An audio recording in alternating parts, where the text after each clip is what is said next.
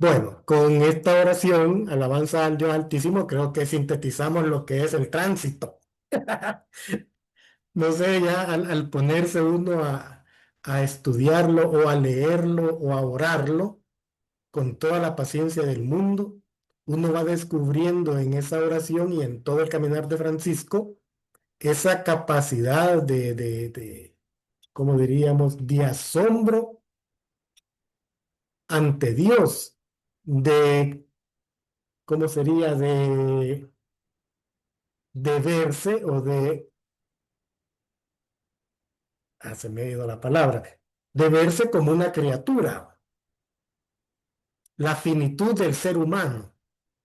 Y esa finitud es hacia donde nos va a llevar lo que es el tránsito de San Francisco.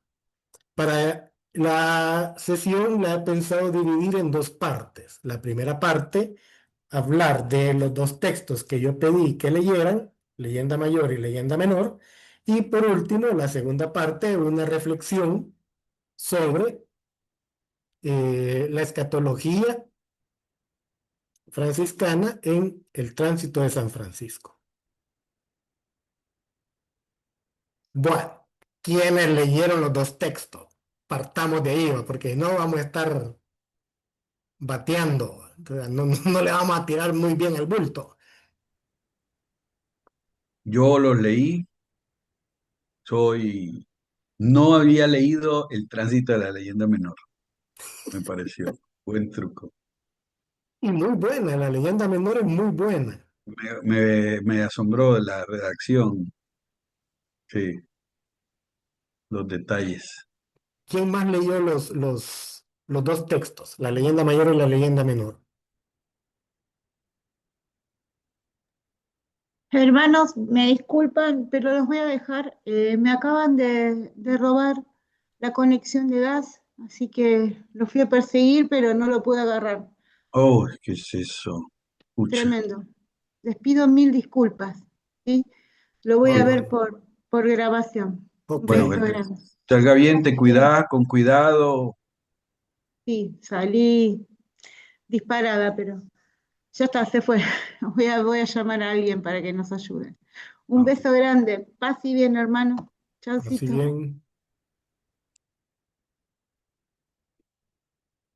¿Quién más pudo leer los dos textos?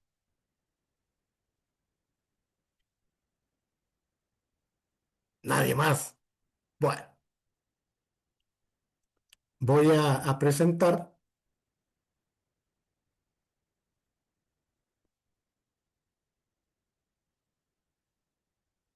Tradición y Teología, Tránsito de Francisco, leyenda mayor, leyenda menor.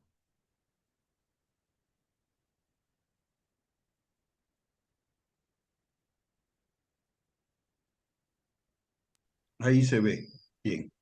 Cuando hablamos del numeral 5 de la leyenda mayor, capítulo 14, numeral 5 y 6,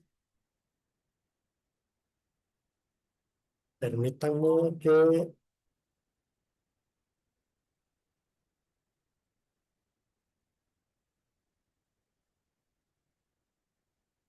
Va. Cuando hablamos del numeral 5, nos está hablando acerca de el texto donde Francisco habla, bendice y muere, y está ubicado dentro de una liturgia. ¿Qué podemos ver dentro de este numeral 5 donde Francisco habla, bendice y muere? Y San Buenaventura lo ubica como una liturgia. Primero, hace una exhortación, y es ahí donde él habla. Exhorta al amor de Dios, a la paciencia, a la pobreza y a la fidelidad a la iglesia y al evangelio. Y qué curioso, es curioso porque la idea de San Buenaventura es el seguimiento de Jesús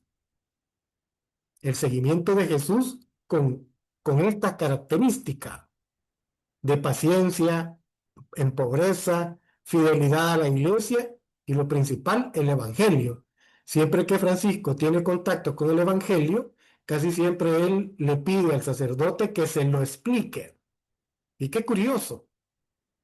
Es curioso porque nunca él va a hacer como ahora, va cualquiera agarra un texto bíblico, lo lee, lo interpreta por obra y gracia del Espíritu Santo o de la inspiración de Dios o de la inspiración de sus temores, o de la inspiración, yo no sé. Pero Francisco en eso es cuidadoso. Y aquí vemos evangelio y fidelidad a la iglesia, tomando en cuenta el problema que venían teniendo el franciscanismo con el movimiento herético. Pues ahí donde él pide fidelidad a la iglesia, pertenecemos a una iglesia. Y aquí lo podemos amarrar con repara mi iglesia, el sueño, que él repara la iglesia material, luego le vuelve a explicar Dios de otra forma. Bueno, entonces ahí vamos viendo cómo esta primera exhortación, San Buenaventura, va a configurar al seguimiento de Cristo. Es una hermenéutica de la forma de vida. Es una interpretación de cómo debe de seguirse como forma de vida a Jesús. La segunda parte, bendice. Dice el nombre del crucificado, escucha el evangelio y entona el salmo. Aquí ya vemos concretamente una liturgia y un acto de fe. Reproducción fiel de la vida de Cristo. Y esto no lo podemos perder de vista. ¿Por qué no se puede perder de vista? Porque estamos hablando de una liturgia en todo su contexto, una exhortación, una bendición y ya la parte de la muerte. La parte ya de la muerte, el tercer momento, es el momento supremo del tránsito, concebido como liberación del alma, el tránsito integrado en el marco divino y litúrgico comunitario.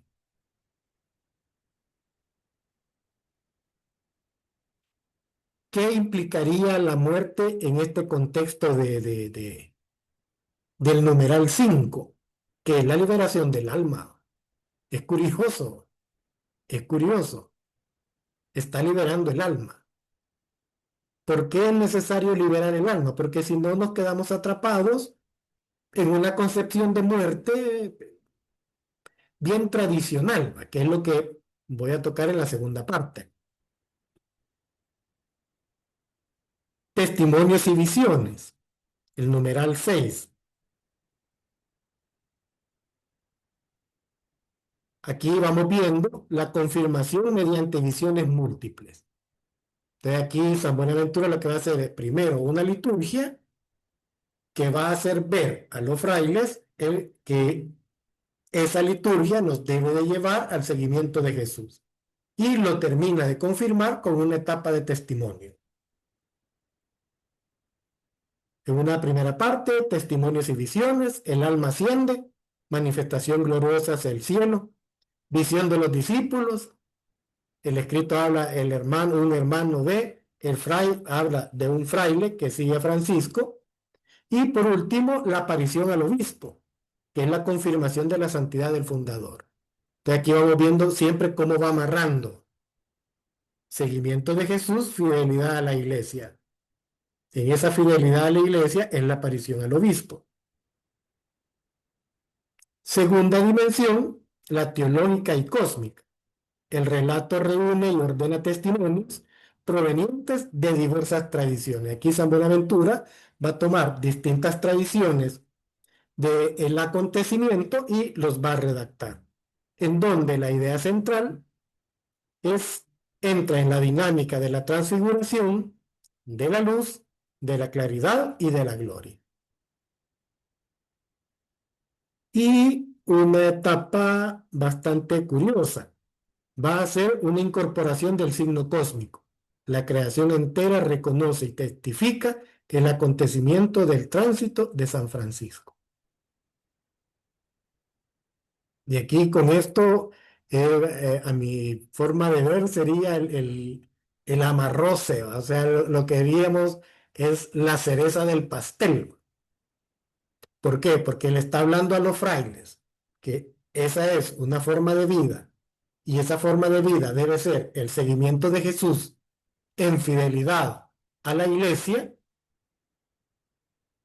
Reúne testimonios para confirmar que lo que se está diciendo es cierto y al final la cereza del pastel, la incorporación del signo cósmico.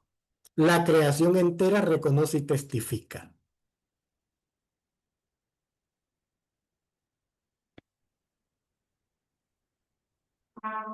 Tenemos una conclusión, la forma unificada del tránsito. ¿Cómo se ve el tránsito? Buenaventura configura el relato en el que el tránsito alcanza su forma más unificada desde un punto de vista espiritual y teológico en la tradición franciscana. Y qué curioso, va a configurar este relato y lo va a unir a la tradición franciscana. Los gestos, las palabras, las visiones y los signos se presentan como componentes de una construcción teológica que presenta la muerte de Francisco en perfecta configuración con Cristo. Y esta parte no sé, es asombrosa. ¿Por qué? Porque está diciendo cómo Cristo muere en la cruz y Francisco, que es fiel a ese seguimiento de Jesús, él se desnuda y pone sus brazos en el suelo en forma de cruz. Pone los brazos en forma de cruz. Y es curioso, porque cualquiera que podríamos decir, la mayor culmen del seguimiento de Jesús sería el martirio. O sea, o los conceptos que solemos tener, ¿va? Quien se mete a Redentor muere crucificado. Y en este caso sería la fidelidad del seguimiento de Jesús, lo lleva a morir, pero él poniendo los brazos en cruz. Y eso va a asemejar ese tránsito o ese paso de la muerte a la vida. Vida, muerte, vida, llamémoslo así. La unidad del relato se construye doctrinalmente, otorgando peso y fundamento. Todo converge en mostrar el final de la vida de Francisco como manifestación plena de la forma evangélica. Entonces aquí ya vamos viendo, no es un premio, sino que es el final del camino. El final del camino. Si usted se portó bien, ese es su camino. Si usted siguió a Jesús, ese es el camino. ¿Cuál sería la idea central de San Buenaventura? Seguimiento de Cristo en el camino y en su final. Y aquí San Buena es excelente. Aquí no hay perdición. No hay perdición. Porque para San Buenaventura, ¿qué le está diciendo a los frailes? Es necesario seguir a Cristo. Y si seguimos a Cristo, ese camino nos va a llevar también a su final, al final de Jesús. ¿Cuál sería el final de Jesús? La resurrección. Entonces, por ahí va apuntando San Bueno. Leyenda menor. Capítulo 7 del numeral del 1 al 9.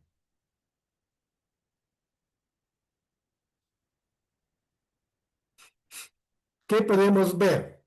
Bueno, la leyenda menor se denomina así por su relación directa con la leyenda mayor.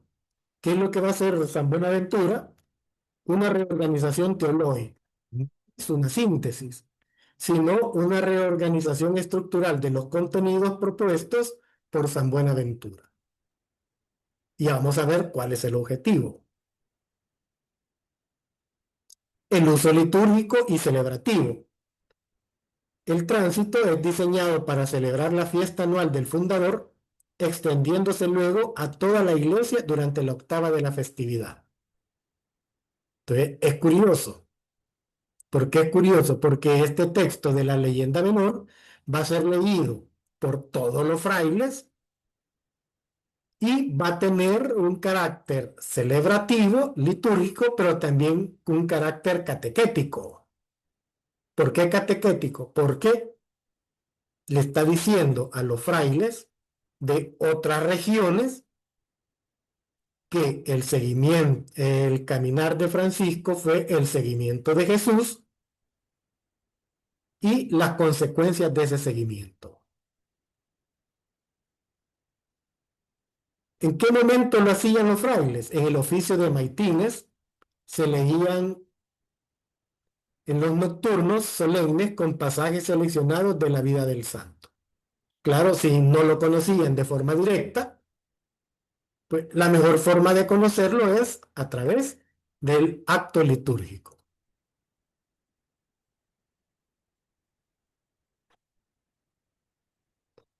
¿Por qué estos elementos? Bueno, transmisión e imagen a la orden. Son elementos fundamentales en la orden que los frailes recibieron y difundieron de Francisco de Asís, tanto dentro como fuera de la orden. Y aquí, ¿qué es lo maravilloso? Que comienza como una catequética interna y el proceso se vuelve, o la familia franciscana se vuelve tan grande que dicha familia procede al acto celebrativo del tránsito de Francisco y a la vez de estar en lo celebrativo se vuelve catequético.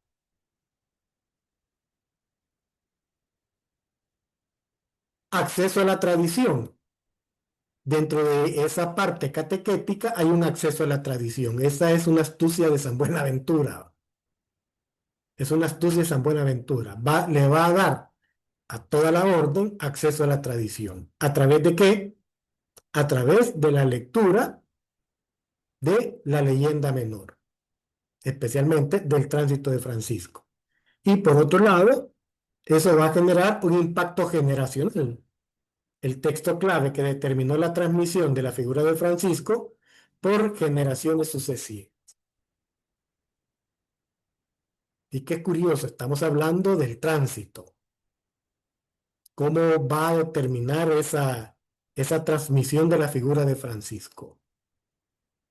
¿Cómo lo vamos a ver? Al final del camino. Cuando usted voltea a ver para atrás y puede evaluar el camino. Si usted mira para atrás y lo evalúa, va a ver si lo que ha hecho es correcto. Y si es correcto, pues va a tener el final de Jesús, que sería la resurrección.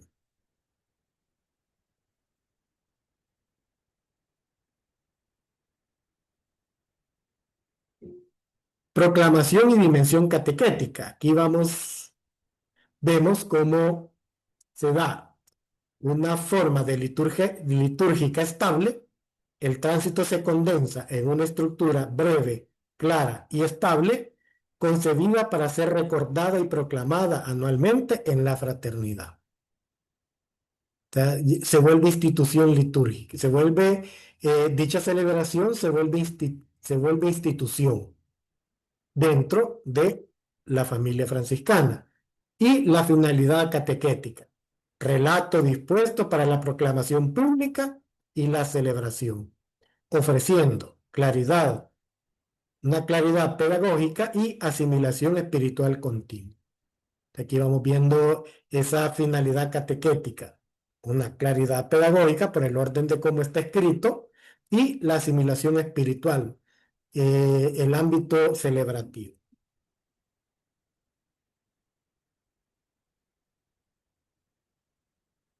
Elementos importantes del tránsito en la leyenda menor. Vemos dos puntos. El primero, reorganización de la leyenda mayor. Una reorganización sistemática y detallada de los elementos que Buenaventura propone y trabajó minuciosamente en la obra principal. Aquí vamos viendo que pareciera ser que la orden está teniendo ciertos problemas de desconocimiento de la persona de Francisco, de todas las tradiciones que se corren, de las interpretaciones que se dan, y mejor momento para evitar toda esta serie de acontecimientos es hacer algo oficial. Y el punto 2, que sería un carácter litúrgico, teológico y catequético. La liturgia actúa como espacio celebrativo y canal vivo de formación y comprende los siguientes aspectos. Primero, un contexto comunitario. El tránsito está situado en el seno de la fraternidad. Curioso. Toda liturgia es comunitaria. Segundo, ritos litúrgicos. Bendición en cruz, cuando él abre los brazos y da una bendición. Lectura solemne del Evangelio de Juan. Herencia espiritual, exhortación viva e invitación a seguir a Cristo crucificado. Y memoria pública, oración unificada, visión luminosa y proclamación.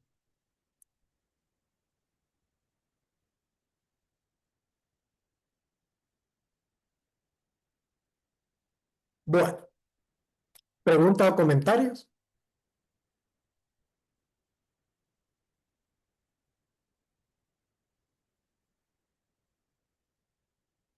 Esta reflexión la he tomado de una clase que me facilitó Fray René y el facilitador de dicha clase es Fray Bernardo Molina. ¿Alguna pregunta o comentario? ¿O qué es lo que nos llama la atención del tránsito? ¿O será que verdaderamente nosotros hemos captado en todas las celebraciones de todos los años que hacemos en septiembre del tránsito, hemos captado esto que Zambuena nos está transmitiendo? Y solo agarré a Zambuena, no agarré a Celano. ¿Qué tengo que decir? ¿Va? Soy seguidor de San Buenaventura, ¿va? Por eso decidí tomar a San Buena. ¿Algún comentario? Bueno, muy bien explicada, que yo iba siguiendo el texto a la vez que lo explicaba bien, e interpretando, ¿verdad? Porque los textos medievales, y este de San Buenaventura es uno, ya hemos hablado que la hagiografía es el único uno de los accesos más importantes, una de las fuentes importantes para comprender o saber quién es Francisco, cómo inició la fraternidad, y cuando hablamos del carisma, por dónde está la ruta. La otra fuente son los escritos. Y esto es algo que quizás nos cuesta porque ibas explicando a partir de dos textos. La geografía de la leyenda mayor, que decir el contexto es también porque San Buenaventura, cuando ya se confirma, es por un capítulo esta geografía y él es el ministro general, aunque el trabajo ya lo había realizado. Y como bien decía Raúl, son aspectos teológicos. O sea, tienen la intención de llevarnos al encuentro de Cristo, el cómo fue el tránsito. Prácticamente celebramos el tránsito, caí en la cuenta yo, el que celebramos en octubre, el 3 de octubre, y se dramatiza por todos lados en estas características de San Buenaventura, aunque es posible que se tome el de la geografía de Celano. Pero he quedado con, bastante impresionado en cuanto a resaltar que la figura de Cristo, o sea, la referencia es que Francisco nos remite a Cristo. Y esto la hemos dicho muy rápido, quizás el otro Cristo y todo eso, pero esta geografía nos hace ver que el tránsito tuvo un sentido pascual. Por eso el sentido teológico que dice Raúl. Y sí me ha dejado para volverlo a retomar. Yo creo que es lo que tendrían que hacer todos, retomar los dos textos, escuchando otra vez los aspectos que va señalando muy preciso Raúl, y muy valioso y denso también. ¿Algún otro comentario?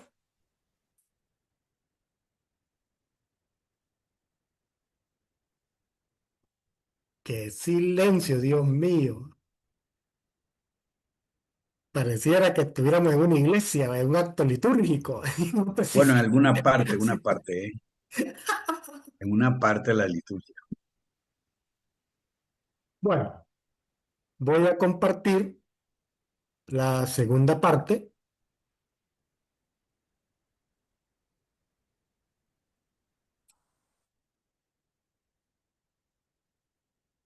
La escatología franciscana.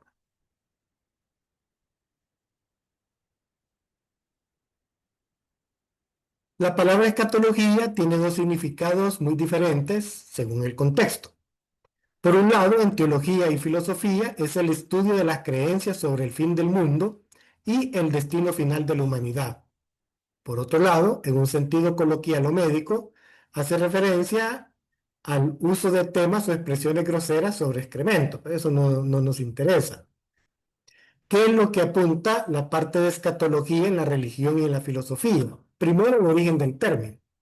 Proviene del griego eschaton, que significa el estudio o tratado de lo último. Temas principales: estudia la vida después de la muerte, el juicio final, el cielo, el infierno y la renovación del mundo. Visión general y particular se divide en lo que ocurre a nivel individual, la muerte y el destino de cada persona, y a nivel colectivo, el fin de la historia humana. Bueno, tomando en cuenta esta característica, permítanme, que tengo un problema que a mí me aparece la barra de los participantes a un lado, entonces no me deja ver la presentación completa. Ah, bien, ya está ampliada. Dale. Y hoy no la hallo. Permítame.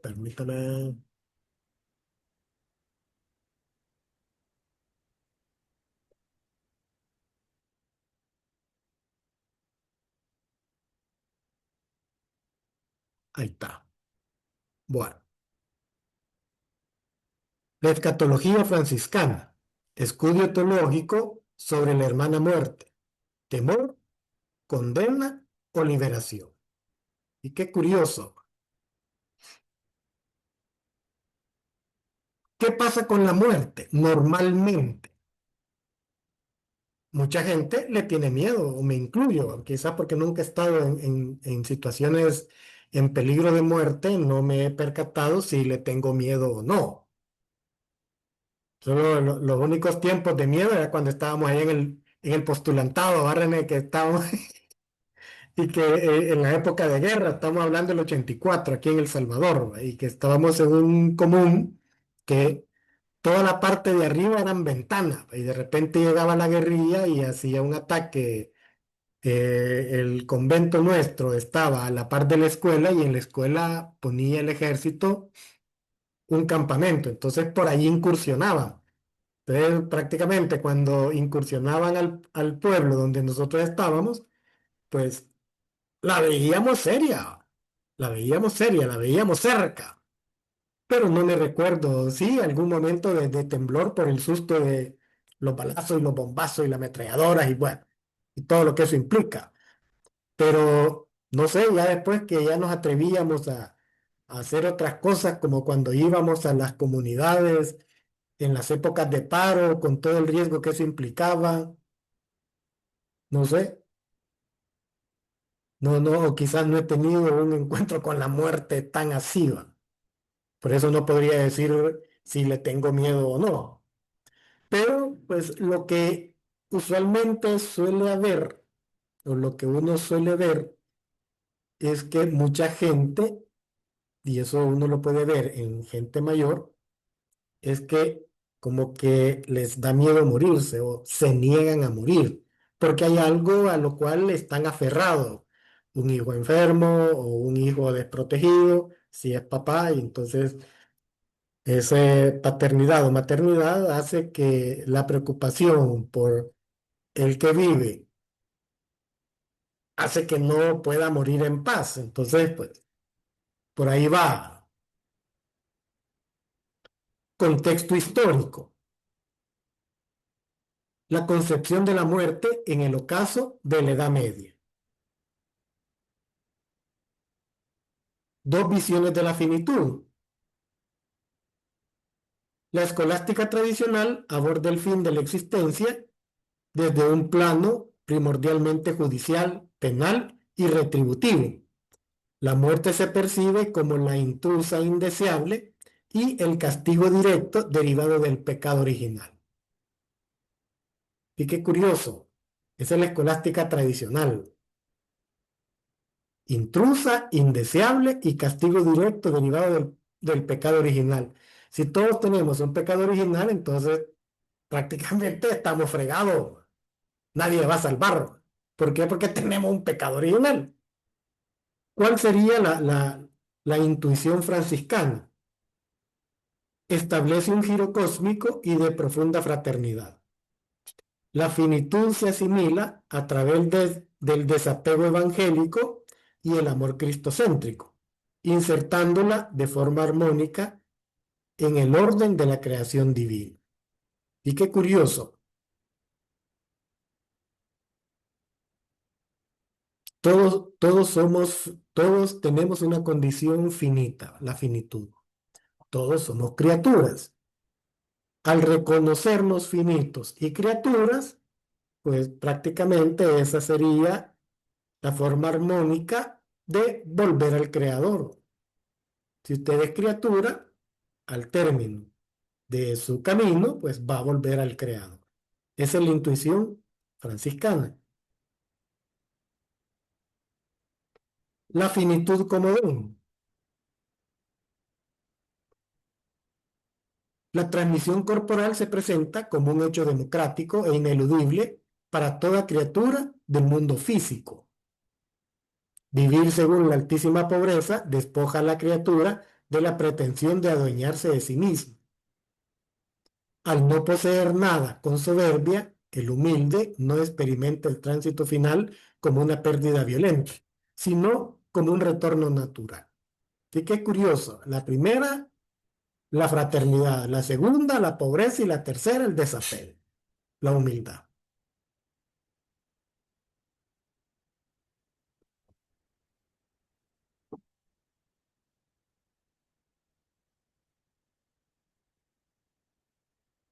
Como un primer punto, el eje cristocéntrico y la desapropiación.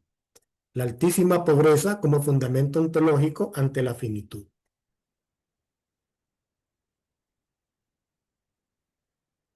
El retorno de la criatura, una postura ontológica. El ser humano no es dueño absoluto de nada, ni siquiera de su propia existencia biológica. ¿Por qué? Porque la ontología o el ente es el ser. Es el ser, es lo que existe, es lo que es. Y desde esta perspectiva franciscana, hay un origen que es el que crea ese ser. Y esa creación sería Dios.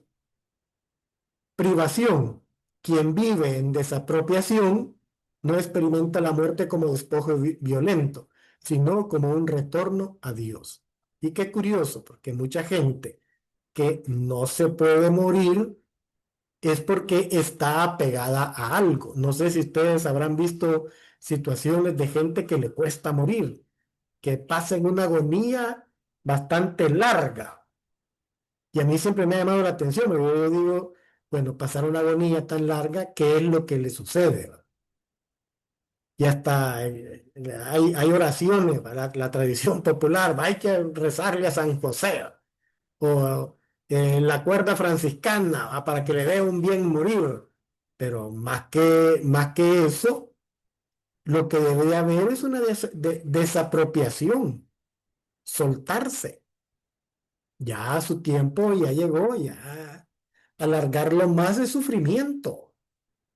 Sin embargo, hay gente que tiene una privación por ese apego, llámese cosas terrenales, llámese a su propia vida, llámese a un hijo enfermo, un hijo desprotegido, y el sentimiento paterno o materno hace que esa preocupación no lo deje un bien morir.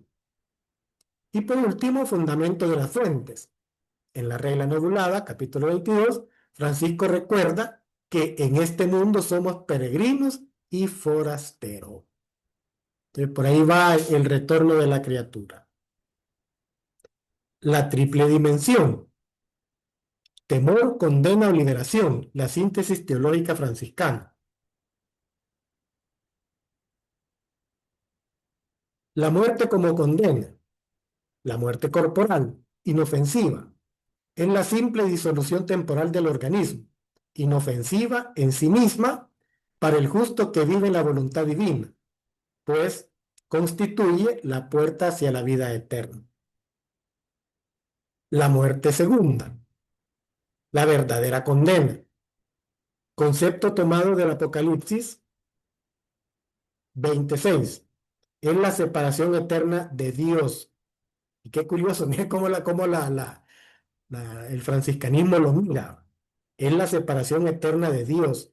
Francisco advierte en el cántico: hay de aquellos que mueren en pecado mortal. Ocurre cuando el hombre expira aferrado a la soberbia y a la propietariedad. La peor condena es la ausencia de Dios. Y aquí lo está haciendo ver desde esta perspectiva.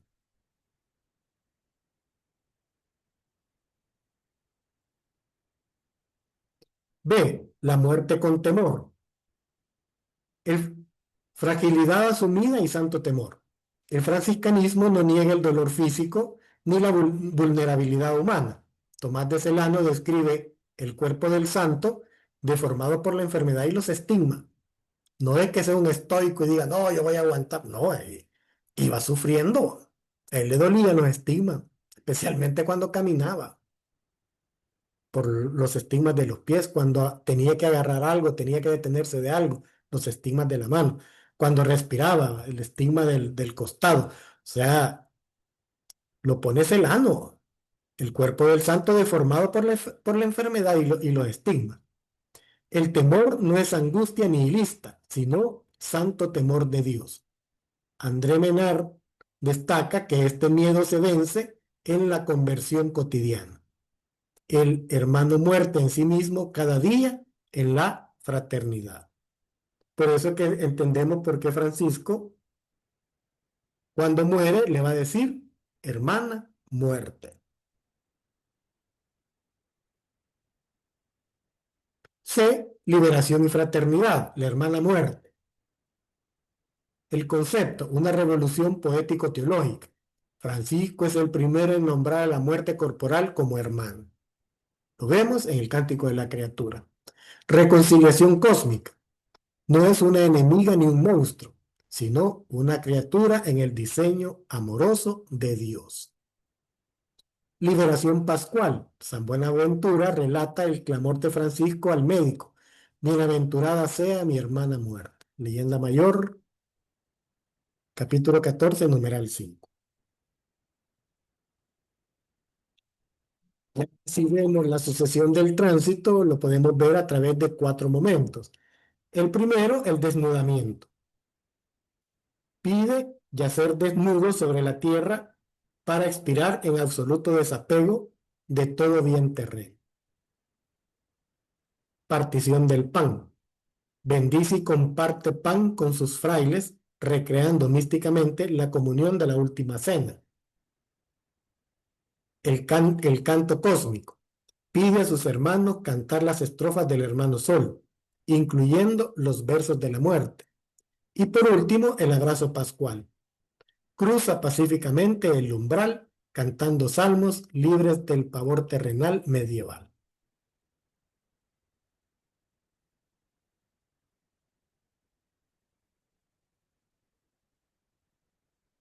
Loado seas mi Señor por nuestra hermana la muerte corporal, de la cual ningún hombre viviente puede escapar.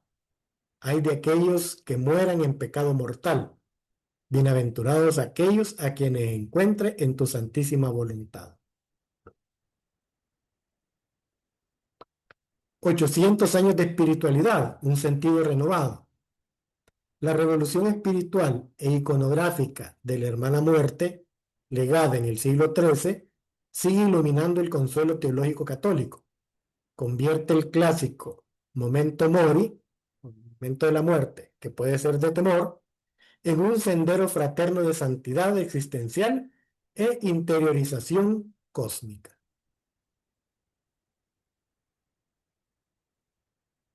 Como una síntesis escatológica, bienaventurados aquellos a quienes encuentres en tu santa voluntad.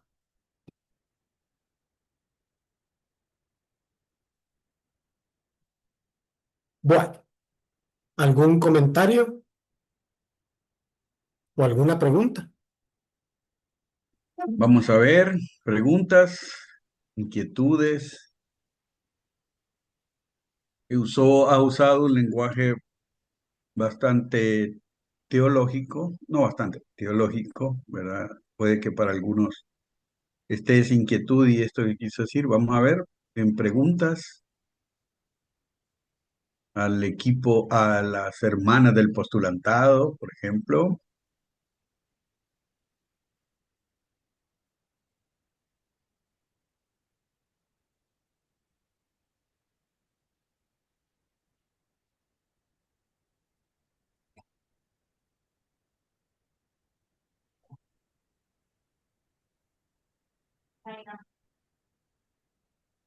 Y la hermana Inés allá en Honduras, ¿alguna inquietud? Juan Francisco.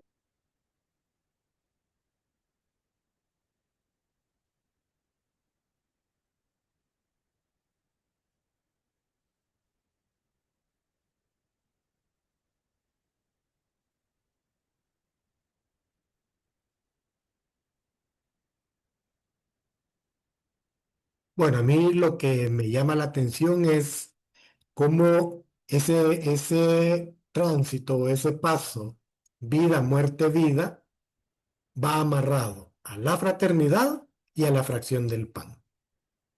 Dos cosas que a mi juicio desde la familia franciscana son indispensables. ¿Por qué? Porque pertenecemos a una familia.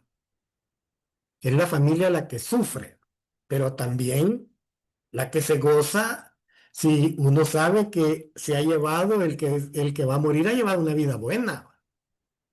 Ahora, si no ha llevado una vida buena, pues algún temor, ¿va? Quiera sí o no. Pero, no sé, o sea, siempre uno en sus seres queridos siempre mira lo positivo. Y esa visión positiva, pues nos lleva a que va a tener el final de Jesús, el final de Francisco, que la muerte solo es un proceso, como lo va a decir San Pablo, ¿va? Para mí la muerte es ganancia. ¿Por qué? Porque termina su proceso y la muerte sería como un mediador, ¿va? Pero ese sería un término muy griego, el demiurgo, el intermediario entre lo humano y lo divino. No, la muerte sería el instrumento para poder volver al creador. Creación, creador, creación regresa al creador. El amor material regresa al amor infinito que es Dios. Y lo principal es esa celebración familiar se vuelve una comida, una fracción del pan. El pan que se parte y se comparte. O sea, hasta lo más triste, y eso lo podemos ver nosotros en la vela, es la familia la que está en un velorio. Cuando tenemos el cuerpo yaciente o el cuerpo tendido de un ser querido. Siempre la gente llega a acompañarnos en el rezo, bueno, y compartimos, que es lo clásico, por lo menos aquí en El Salvador, tamales y café. Bueno, pues eso sería el pan compartido, se está compartiendo. Y nadie cree que su difunto se irá al infierno, como diría un querido compañero, si es que existe, ¿va? Sino al contrario, o sea, sabemos que ya, y hasta decimos, ya está descansando en paz. Y le ponemos conceptos materiales nuestros, ¿va? Descansar en paz, ¿cómo va a descansar si ya está muerto? O sea, ya no siente, ya no vive, ya no nada. Dejó de ser ente, ¿va? O sea, ya no es lo que es. Ya comenzó a degradarse. Sin embargo, pues la tradición, nuestra tradición, pues así lo ve. Ya descanse en paz y hasta hay gente que dice, ya ha pasado una mejor vida. aunque el susodicho haya sido no tan bueno. Y uno, pues en la esperanza, uno cree en fe que sí, que esperando en el amor de Dios, que ya pasó a una mejor vida, que va a descansar en paz. Si a lo mejor llevó una vida demasiado enfermiza y esa enfermedad, al igual que Francisco, le causaba mucho dolor. Y uno dice, pues, la verdad que seguir viviendo es seguir sufriendo. Ya el cuerpo no da más, que es donde viene la visión franciscana. El cuerpo que ya no da más, es que hay que recordar que somos finitud. Y esa finitud va a volver al infinito. No como Buzz Lightyear, al infinito y más allá. No, estamos hablando de ese infinito, el amor de Dios. Vamos a volver a Dios. Como criaturas, volvemos al Creador, el lenguaje franciscano. Bueno, si no hay más, ¿Ninguna inquietud? Bueno, yo siempre me da que pensar y a la vez me deja como un sentimiento positivo en espera que el Señor me llame, es basándome en el Cántico de las Criaturas que dice, por la hermana muerte te alabamos, Señor. Entonces, el hecho de hermana, yo quiero confiar en el Señor que en ese momento, pues, da la fuerza profunda y de familia por el hecho de hermana muerte. Y no sé, yo cuando me detengo ahí un poco, me da mucha confianza de que el Señor en ese momento da lo necesario para poder aceptarla, yo creo que incluso con agradecimiento, a pesar de que en muchos momentos, pues quizá uno lo ve como algo muy fuerte, ¿verdad? Que no se comprende, pero me quiero yo siempre detener en el hecho de la hermana muerte.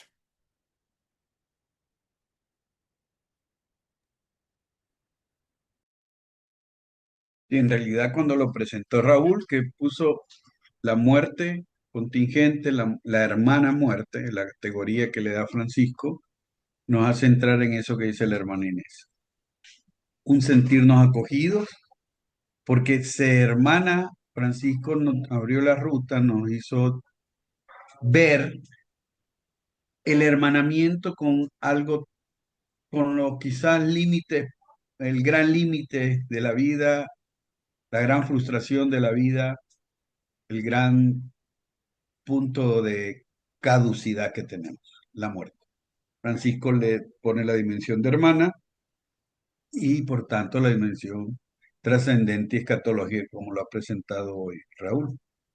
Y es lo que dice la hermana Inés, nos sentimos mal preparados para ese encuentro hermanable, que tiene sus raíces en el seguimiento de Jesús al modo de Francisco, que ya decía Raúl, la fraternidad, la Eucaristía, el estar con los últimos y los menores, que son las dinámicas que va a recordar San Buenaventura antes de empezar a hablar del tránsito. ¿De dónde viene Francisco?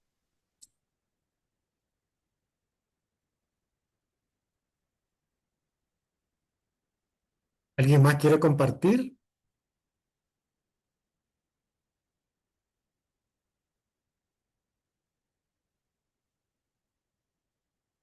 Si no, vamos a terminar con la oración que hizo Francisco ante el Cristo de San Damián. Oh alto y glorioso Dios, ilumina las tinieblas de mi corazón, dame fe recta, caridad perfecta, sentido y conocimiento, Señor, para que cumpla tu santo y veraz mandamiento. Amén. Bueno, nos vemos la próxima sesión. La próxima, ya saben, les invito a que vuelvan a retomar